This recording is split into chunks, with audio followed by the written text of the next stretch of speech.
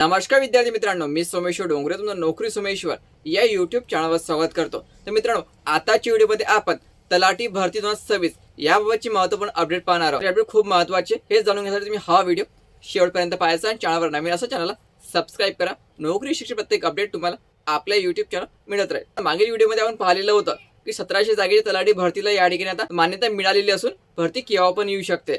तर आता जिल्ह्यानुसार जागा ज्या हे जाहीर व्हायला सुरुवात झालेली आहे।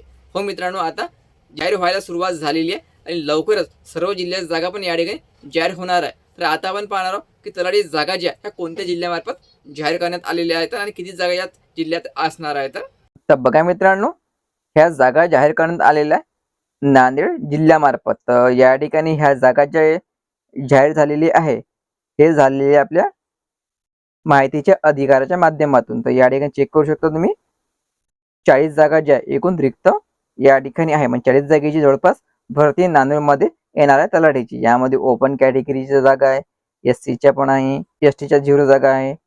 ठीक आहे, संपूर्ण जागा ज्या या ठिकाणी जाहीर केलेली आहे, म्हणजे 40 जागा या ठिकाणी भरल्या जाणार आहे नांदेड जिल्ह्यामार्फत।